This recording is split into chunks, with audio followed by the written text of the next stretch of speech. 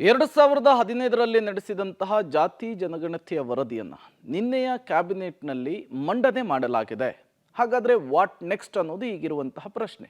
ಸುದೀರ್ಘವಾದಂತಹ ಚರ್ಚೆ ಆಗಬೇಕು. ಆ ಜಾತಿ ಜನಗಣತಿಯಲ್ಲಿ ಏನಿದೆ ಅನ್ನುವಂತಹ ವಿಚಾರವನ್ನು ಈಗಾಗಲೇ ಎಲ್ಲ ಮಂತ್ರಿಗಳಿಗೂ ಕೂಡ ತಲುಪಿಸಲಿಕ್ಕೆ ಸಿಎಂ ಸೂಚನೆಯನ್ನು ಕೊಟ್ಟಿದ್ದಾರೆ.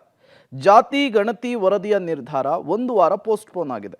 ನಿನ್ನೆ ನಡೆದ ಕ್ಯಾಬಿನೆಟ್ ಸಭೆಯಲ್ಲಿ ಮುಂದಿನ ವಾರದ ಕ್ಯಾಬಿನೆಟ್ನಲ್ಲಿ ಜಾತಿ ಗಣತಿಯ ವರದಿಯ ಬಗ್ಗೆ ಚರ್ಚೆ ಮಾಡೋದಕ್ಕೆ ಸರ್ಕಾರ ನಿರ್ಧರಿಸಿದೆ.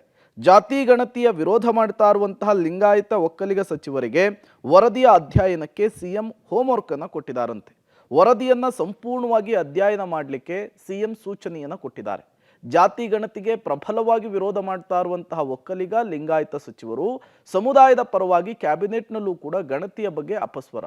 ಹೀಗಾಗಿಯೇ ನಿನ್ನೆಯ ಕ್ಯಾಬಿನೆಟ್ನಲ್ಲಿ ವರದಿ ಮಂಡನೆ ಮಾತ್ರ ಮಾಡಿ ಅಧ್ಯಯನಕ್ಕೆ ಒಂದು ವಾರ ಸಮಯವನ್ನು ಸಿಎಂ ಕೊಟ್ಟಿದ್ದಾರೆ.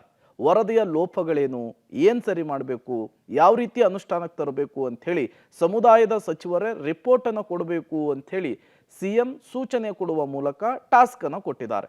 ಸಮುದಾಯದ ಸಚಿವರ ಅಭಿಪ್ರಾಯದ ಮೇಲೆ ಜಾತಿ ಗಣತಿ ವರದಿ ಜಾರಿಗೆ ಬಗ್ಗೆ ರಾಜ್ಯ ಸರ್ಕಾರ ನಿರ್ಧಾರವನ್ನು ತೆಗೆದುಕೊಳ್ಳುತ್ತೆ. ನಿನ್ನೆ ಆಗಿರೋದು ಕೇವಲ ಮಂಡನೆ ಅಷ್ಟೇ. ಈಗ ಸರ್ಕಾರದ CS ಮುಖ್ಯ ಕಾರ್ಯದರ್ಶಿಗಳೇನಿದ್ದಾರೆ ಅದರ ಮುಖ್ಯಾಂಶಗಳನ್ನು ಎಲ್ಲ ಸಚಿವರಿಗೂ ಕೂಡ ತಲುಪಿಸುವಂತಹ ಕೆಲಸವನ್ನು ಮಾಡ್ತಾರೆ. ಆ ಮುಖ್ಯಾಂಶಗಳನ್ನು ಆಧರಿಸಿ ಮುಂದಿನ ಕ್ಯಾಬಿನೆಟ್ನಲ್ಲಿ ಸುದೀರ್ಘವಾದಂತಹ ಚರ್ಚೆ ಆಗುತ್ತೆ. ಆ ಚರ್ಚೆ ಏನೆಲ್ಲ ಬೆಳವಣಿಗೆಗಳಿಗೆ ಸಾಕ್ಷಿ ಆಗುತ್ತೆ ಅನ್ನೋದನ್ನು ಕಾದು ನೋಡಬೇಕಿದೆ. ಚೀಫ್ ಮಿನಿಸ್ಟರ್ ನೋಡಿಲ್ಲ, ನಾನು ನೋಡಿಲ್ಲ, ಮಂತ್ರಿಗಳು ನೋಡಿಲ್ಲ. ಅದಾದ ಮೇಲೆ ಏನು ತೀರ್ಮಾನ ಮಾಡಬೇಕು ಅದನ್ನು ಚರ್ಚೆ ಮಾಡಿ ತಿಳಿಸ್ತೀವಿ. ಅದನ್ನು ಇಲ್ಲಿ ಮಾಧ್ಯಮದ ಮುಂದೆ ಮಾತಾಡೋ ವಿಚಾರ ಅಲ್ಲ.